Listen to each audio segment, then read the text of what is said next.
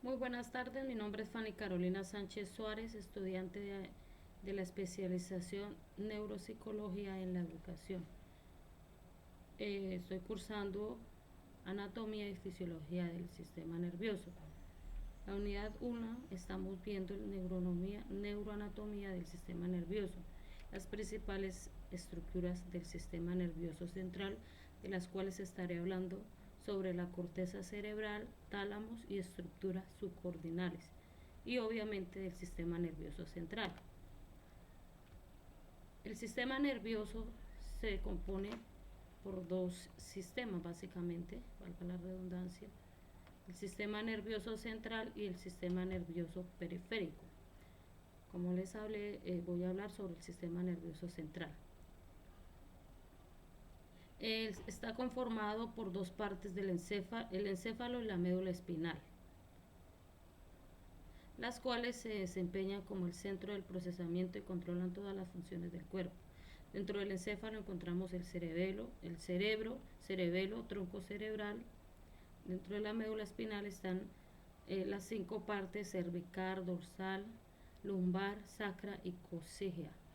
Dentro del encéfalo, dentro del cerebro, está la corteza cerebral, subcorteza. Y dentro del tronco cerebral se divide en partes como el mesencéfalo, protuberancia, bulbo, raquídeo. Como les decía, el encéfalo es un órgano importante que controla el pensamiento, la memoria, las emociones, el tacto, las partes motrices, la visión, la respiración, la temperatura, el apetito y todo proceso que regula nuestro cuerpo. El encéfalo se divide, como les mencionaba, en estas tres partes. El cerebro, que es la parte más grande del encéfalo y está formado por dos hemisferios, derecho e izquierdo. El cerebelo, que es esta partecita,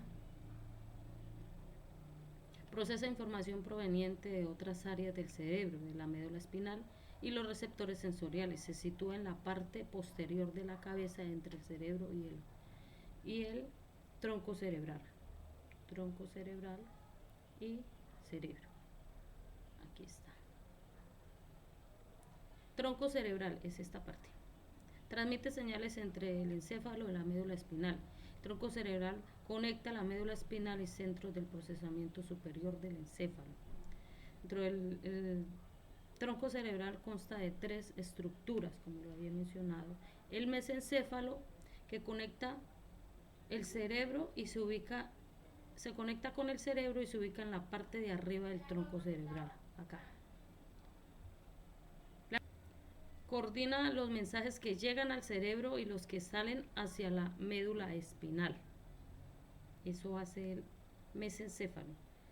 La estructura, la parte de protuberancia, se ubica en medio del tronco cerebral y conecta al mesencéfalo con el lóbulo raquídeo. Esta es la partecita de la protuberancia. Y tiene como función conectar, pues, como les decía, la médula espinal con el cerebro. Bulbo raquídeo es esta partecita, que es la parte inferior del tronco cerebral, conecta y transporta información entre el cerebro y la médula espinal. Cerebro y médula espinal. Ahora vamos a hablar de la médula espinal. Es otra de las partes principales del sistema nervioso central. La médula espinal conecta el cerebro con la mayor parte del cuerpo. Aquí podemos ver médula espinal, mayor parte del cuerpo. Es una red que conforma el cerebro, o conecta al cerebro y a la médula espinal. Es la parte que podemos llamar sistema nervioso central. Son las dos partes más importantes de este sistema. Se divide, como les decía, en cinco partes. La parte cervical, que es la que nos permite sostener el cráneo y protege la zona inicial de la médula espinal. La parte dorsal es conocida como la espina dorsal o vértebra dorsal, encierra la médula espinal y el líquido que la rodea. Lumbar hace referencia a la parte más baja de la espalda, donde la columna se curva hacia el abdomen, es esta parte. La parte sacra es la inferior a la columna, la parte inferior de la columna vertebral, Está conectada a la pelvis, la fortalece y la estabiliza. Es esta parte. Y por último la ósea, que es un hueso pequeño que es la base de la columna vertebral. Aquí podemos evidenciar.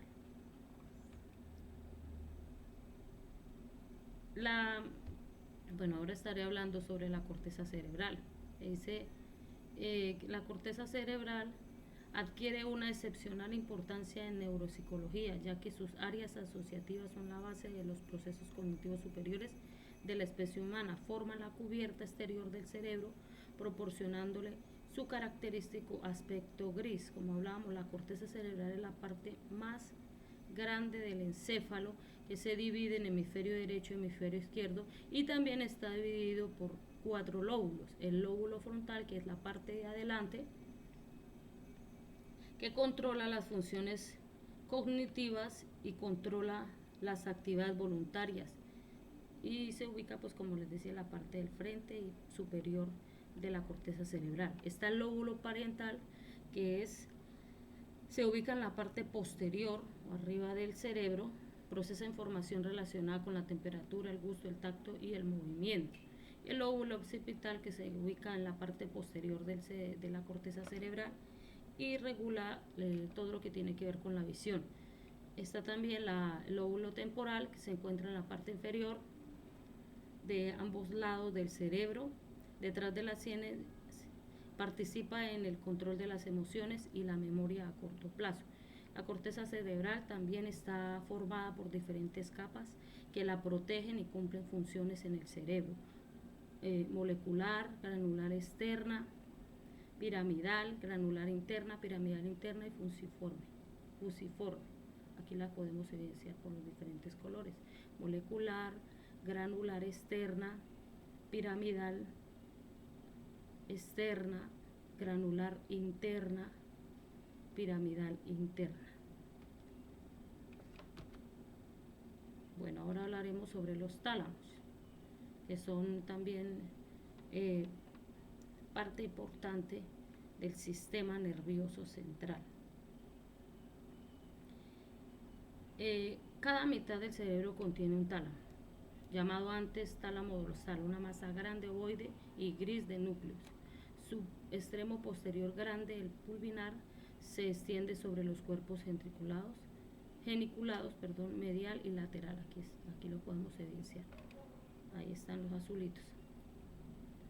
El tálamo, como centro intercambiador de información sensitivomotoras procedentes de la periferia o de la corteza cerebral, está implicado en dirigir activamente cada estímulo hacia los canales perceptivos apropiados, así como en la regulación de intensidad de los estímulos gracias a los núcleos reticulares que posee. Ya los estaremos mirando. El hipotálamo. El hipotálamo cumple con varias funciones autónomas, perceptivas, reguladoras. Se encuentra por debajo y frente al tálamo. Entonces estas son las partes del tálamo. Ya estaremos mirando los núcleos del tálamo, que están los grupos nuclear anterior en la parte de arriba, núcleo de la línea medial, núcleo mediales, masa nuclear. Como decía, son los que se encargados de percibir los estímulos externos e internos para procesarlos en los tálamos. Y por último hablaremos de algo importante también, que es la estructura subcordinales del sistema nervioso central. Estas se encuentran en el interior del cerebro. Las estructuras subcordinales se encuentran localizadas en ambos hemisferios cerebrales. La estructura subcordinal está formada por diferentes núcleos, como son hipocampo, el cerebelo, la amígdala y los ganglios basales. El cerebelo, el hipocampo, es una área relacionada con la corteza cerebral que se ubica al interior del lóbulo temporal,